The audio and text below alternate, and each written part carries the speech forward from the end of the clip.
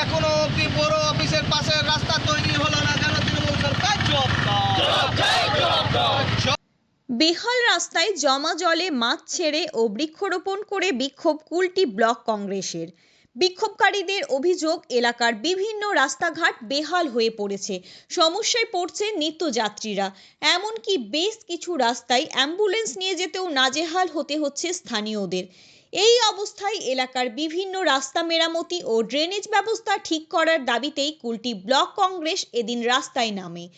এদিন কুলটি ব্লক কংগ্রেসের সভাপতি জানান, দায়িত্বের মধ্যে পড়ে যে দায়িত্বটা তৃণমূল সরকার পালন করছে না, সেই দায়িত্বটা আমরা বিরোধীরা বিপক্ষে থেকে পালন করার চেষ্টা করছি এবং আজকের যে সরকার যে বসে রয়েছেন গদিতে তাকে জাগানোর চেষ্টা করছি। আমাদের দায়িত্বটা কি দাঁড়াচ্ছে? আজকে কুলটির বিভিন্ন জায়গায় বেহাল রাস্তা, ড্রেনেজ সিস্টেমের অবস্থা খারাপ হয়ে আছে। বাড়ি যেখান থেকে যদি একটা অ্যাম্বুলেন্সে করে যদি পেশেন্ট নিয়ে যেতে হয়, তার জন্য মানুষকে অনেক ভোগান্তির মধ্যে পড়তে হয়। অন্যদিকে এ বিষয়ে আসানসোল পৌর নিগমের মেয়র পরিষদ সদস্য ইন্দ্রাণী মিশ্র বলেন, ওরা জেনে গেছে রাস্তার কাজ অনুমোদন হয়ে গিয়েছে এবং রাস্তার কাজ খুব তাড়াতাড়ি শুরু হবে। এসব জেনে নিজেদের ক্রেডিট নেওয়ার জন্য এই ধরনের আন্দোলন বিক্ষোভ শুরু করছে কংগ্রেস।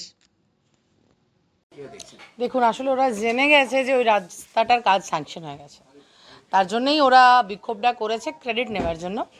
কুলটিতে কিছুদিন পুরো আসানসোল পৌরসভার মধ্যে আমি কুলটির কথা বিশেষ করে বলছি, যেহেতু তারা কুলটিতে রোড ব্লকটা করেছে।